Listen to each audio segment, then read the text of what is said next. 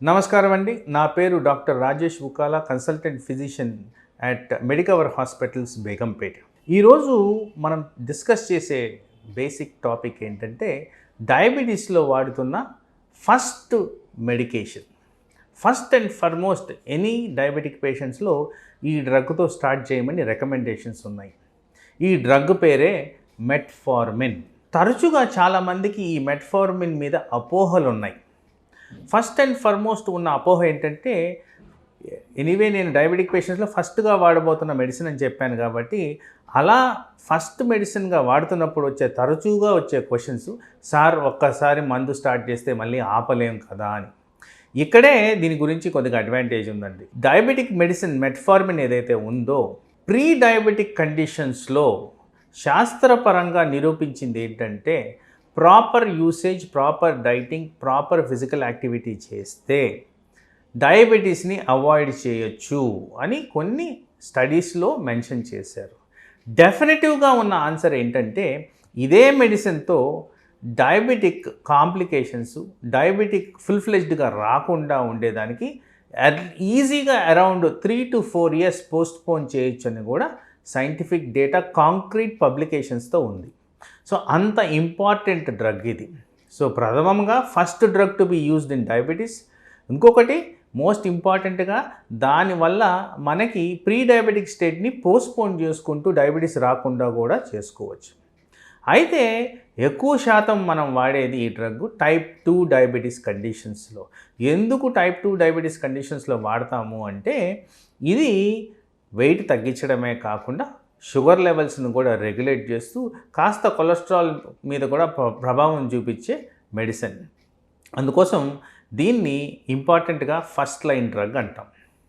ఇక్కడే కాకుండా ఎవరికైతే టైప్ 1 డయాబెటీస్ ఉంటుందో, ఎక్కడైతే ఇన్సులిన్ ఉత్పత్తే అసలు ఉండదో, వీళ్ళల్లో మెట్ఫార్మిన్తో కాంబినేషన్ విత్ ఇన్సులిన్ వాడితే బెనిఫిట్స్ ఎక్కువగా ఉన్నాయని కూడా, రిక్వైర్మెంట్ ఆఫ్ ఇన్సులిన్ తక్కువ డోసుల్లో, తక్కువ మోతాదుల్లో ఉంటుందని కూడా సూచనలు ఉన్నాయి.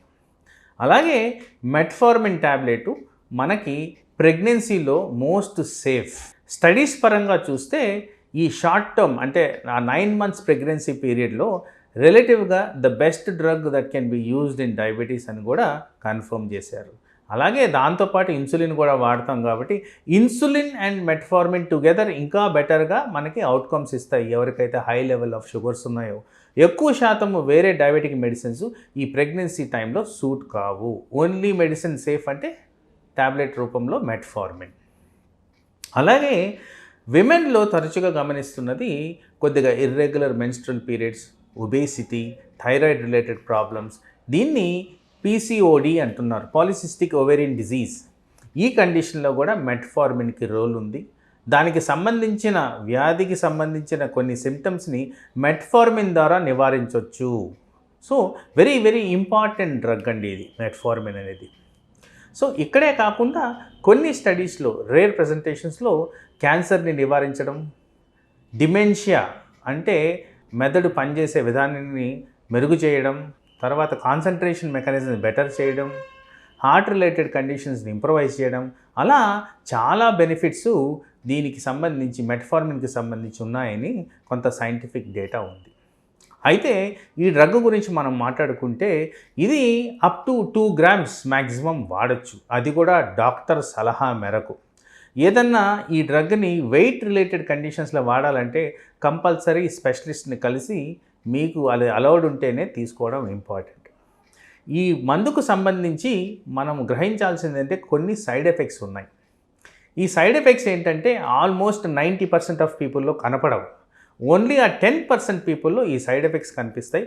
తరచుగా కనిపించే సైడ్ ఎఫెక్ట్ ఏంటంటే ఎక్కువ శాతము గ్యాస్ట్రిక్ ప్రాబ్లంకి సంబంధించి. ఈ గ్యాస్ట్రిక్ ప్రాబ్లంకి సంబంధించి మనం మాట్లాడుకుంటే ఫస్ట్ అండ్ ఫర్మోస్ట్ మనకి గ్యాస్ ట్రబుల్ అంటాం చూడండి, దానికి సంబంధించి ఉంటుంది. అంటే కడుపు ఉబ్బరంగా ఉండడం, కడుపులో మంట పుట్టడం, వామిటింగ్ సెన్సేషన్ ఉండడం, గ్యాస్ ఎక్కువగా ప్రొడ్యూస్ అవ్వడం, మలబద్ధకం ఉండడం, లేకపోతే లూజ్ మోషన్ అవ్వడం, డైజెషన్ సరిగ్గా కాని ఫీలింగ్ రావడం, ఇలాంటివన్నీ తరచుగా ఈ మెట్ఫార్మిన్కి సంబంధించి వస్తుంటాయి. నార్మల్ రికమెండేషన్స్ ప్రకారం మెట్ఫార్మిన్ని ఫుడ్కి ముందు వాడమని చెప్తుంటాం. ఇలా ఎవరికైతే సైడ్ ఎఫెక్ట్స్ ఎక్కువగా వస్తాయో, గ్యాస్ట్రో ఇంటెస్టైనల్ సైడ్ ఎఫెక్ట్స్, వీళ్ళల్లో ఫుడ్ తర్వాత తీసుకున్నా కానీ ప్రాబ్లం లేదు, ఎందుకంటే దాని బెనిఫిట్స్ అంత ఇంపార్టెంట్ కాబట్టి. అలాగే ఈ ఫుడ్ తర్వాత తీసుకున్నా కానీ సైడ్ ఎఫెక్ట్స్ వస్తుంటే దీంట్లో కొంత sustained release from or prolonged release form అనేది కూడా మనకు మార్కెట్లో అవైలబుల్ ఉంది. అలాంటివి తీసుకుంటే అది కొంచెం కొంచెం మోతాదుల్లో బాడీలోకి రిలీజ్ అయ్యి సైడ్ ఎఫెక్ట్స్ రాకుండా చేసుకోవచ్చు. అలాగే డోసు మనం సగం చేసుకొని వేసుకున్నా కానీ సైడ్ ఎఫెక్ట్స్ తగ్గేదానికి ఆస్కారం ఉంది. సో ఇలా మనం మెట్ఫార్మిన్ని దాని బెనిఫిట్స్ని యూటిలైజ్ చేసుకోవాలంటే ఇలాంటి పద్ధతులు పాటిస్తే ఈజీగా మనం దాన్ని యూటిలైజ్ చేసుకోవచ్చు. అలాగే కొన్ని సీరియస్ సైడ్ ఎఫెక్ట్స్ గురించి మాట్లాడితే దీంట్లో లాక్టిక్ అసిడోసిస్ అనేది ఇంపార్టెంట్ ప్రాబ్లం. కానీ లాక్టిక్ అసిడోసిస్ నా క్లినికల్ ప్రాక్టీస్లో ఇంతవరకు నేను ఎప్పుడూ గమనించలేదు. ఇదివరకు ఉన్న పాత మెట్ఫార్మిన్స్ ఏవైతే ఉన్నాయో ఆ గ్రూప్లో దానికి వచ్చేదేమో, కానీ ఇప్పుడు కొత్త మెట్ఫార్మిన్స్లో మాత్రం అలాంటి సైడ్ ఎఫెక్ట్స్ కనపడడం చాలా రేర్. అందుకోసం సీరియస్ ప్రాబ్లమ్స్ లేనప్పుడు metformin is the ideal drug of choice for diabetic conditions, both in type 1, type 2. అలాగే కాకుండా వేరే ఏరియాస్లో కూడా దీనికి బెనిఫిట్స్ ఉన్నాయి కాబట్టి దీన్ని ideal drug of choice if indication ఉంటే. నమస్తే.